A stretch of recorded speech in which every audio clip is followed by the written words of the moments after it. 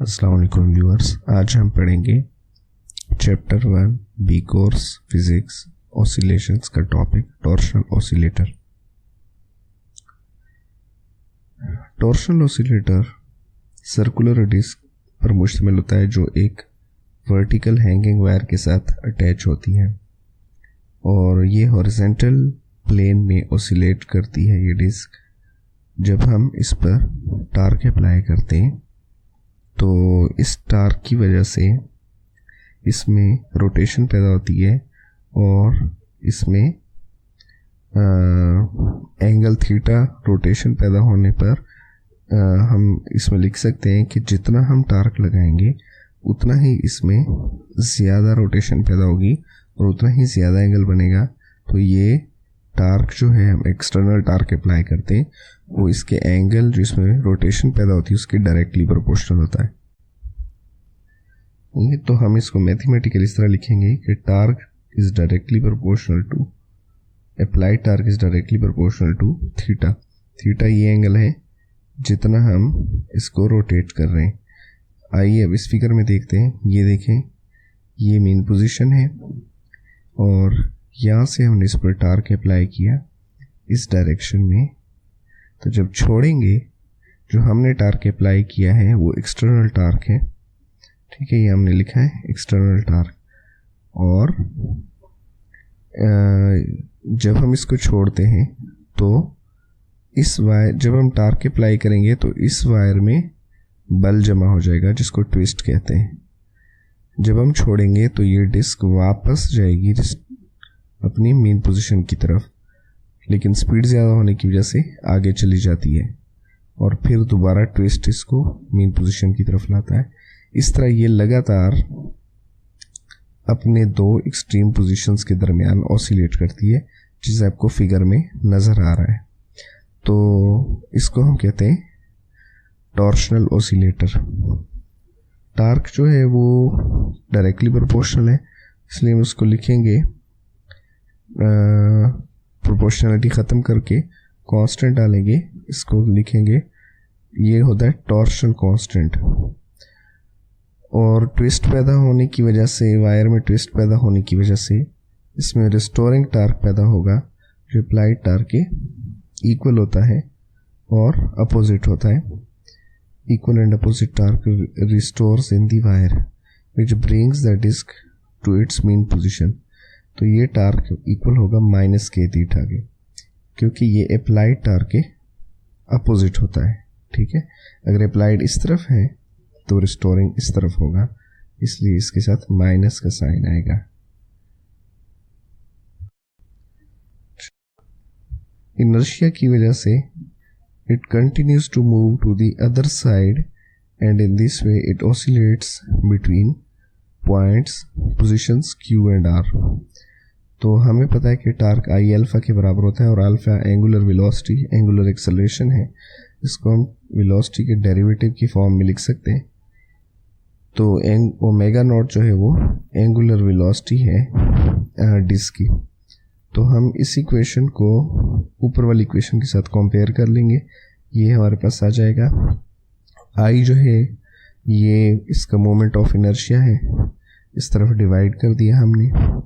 अब हम इस इक्वेशन को, ये डिफरेंशियल इक्वेशन आ गई हमारे पास, इस इक्वेशन को सॉल्व करेंगे और इससे हम एंगुलर वेलोसिटी का फार्मूला, एंगुलर वेलोसिटी के लिए रिलेशन ड्राइव करेंगे। तो सॉल्व करने के लिए हम डी थीटा को दोनों साइड पे मल्टीप्लाई कर देंगे, इस तरफ भी और इस तरफ भी।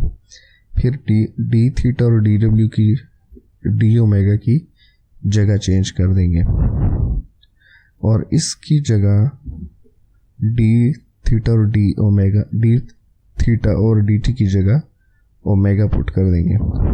अब दोनों साइड पे इंटीग्रेट कर देंगे और इंटीग्रेशन करने पर इसका आंसर ये आ जाएगा हमारे पास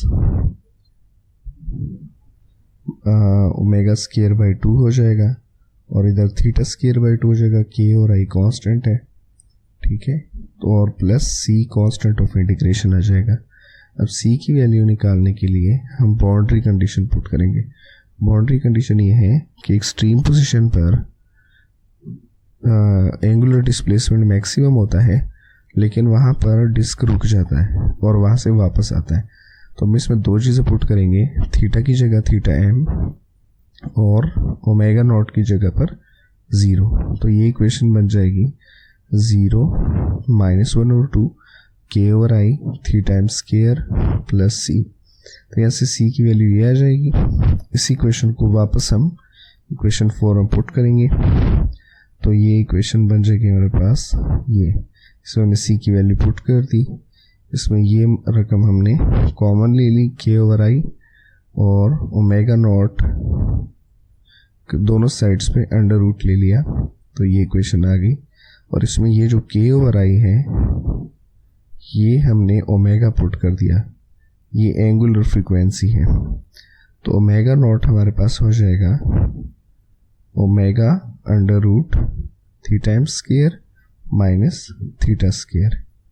एंगुलर वेलोसिटी फाइंड करने के लिए हम इस इक्वेशन को दोबारा लिखेंगे, लेकिन इसमें हम ओमेगा नॉट की जगह पे लिखेंगे D theta over D T और ओमेगा की जगह लिखेंगे k/i अंडर रूट। अब हम थीटा वाले फंक्शन जो कि ये है इसको हम दूसरी तरफ लेके जाएंगे, इस तरफ डिवाइड करेंगे। ये हमने डिवाइड कर दिया और k/i कांस्टेंट इसको ऐसे ही रखें और ये जो dt है वो हमने यहाँ मल्टीप्लाई कर दिया। अब फिर दोनों साइड्स को इंटीग्रेट कर दें, इस तरफ भी और इस तरफ भी। तो हमने इसकी इंटीग्रेशन लिखी है cos इनवर्स थीटा और थीटा एम। ये कैसे आई है, हमने ये किया है कि अब ये फार्मूला बज़ाहिर साइन का बन रहा है, साइन इनवर्स का, लेकिन अगर हम यहाँ माइनस डाल दें और यहाँ भी डाल दें माइनस, ठीक है, तो ये जो फार्मूला बन गया है ये कॉस इनवर्स का बन गया है। तो अब साइन का भी लिख सकते हैं, कॉस का भी लिख सकते हैं, दोनों ठीक है, लेकिन कॉस का लिखेंगे तो बाहर माइनस लगाना पड़ेगा। और अब माइनस दूसरी तरफ ले जाएं और ये माइनस यहाँ आ जाएगा और फिर कॉस को इस तरफ ले आएंगे, फिर ये माइनस अंदर आ जाएगा। ये इवन फंक्शन है तो हम यहाँ cos of minus theta equals to होता है कॉस थीटा, और ये जो थीटा एम है ये भी यहाँ कॉस के साथ मल्टीप्लाई हो जाएगा। तो theta equals to theta M cos k/i t plus phi. इसमें ये जो फाई है ये हमने कांस्टेंट ऑफ इंटीग्रेशन डाला है, ठीक है। इस तरफ कॉस इनवर्स आया है, इस तरफ टी आया है और ये कांस्टेंट ऑफ इंटीग्रेशन है। और हमारे पास हमने फिर आखिर में इसकी जगह हुआ ओमेगा पुट कर दिया है सिंप्लिसिटी के लिए। तो हमारे पास इक्वेशन ये बन गई है, ये डिस्प्लेसमेंट की इक्वेशन हमारे पास आ गई है।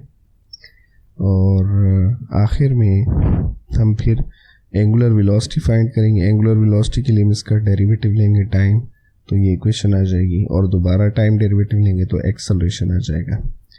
तो ये एंगुलर वेलोसिटी और ये एंगुलर एक्सेलरेशन। और एम्पलीट्यूड मैक्सिमम एंगुलर डिस्प्लेसमेंट, किसी भी तरफ मैक्सिमम डिस्प्लेसमेंट जितना भी एंगल कवर होगा उसको हम कहते हैं एम्पलीट्यूड, ठीक है। On either side of the mean position is called amplitude of angular oscillator, it is denoted by theta M. इसको हम थीटा एम से लिखते हैं। टाइम पीरियड क्या होता है, टाइम जिसमें ये एक ऑसिलेशन कंप्लीट करे। It is time taken by a tertial oscillator to complete its one angular oscillation is called time period. It is denoted by t, इसको t से जाहिर करते हैं। For simple harmonic oscillator acceleration इसके equal होता है।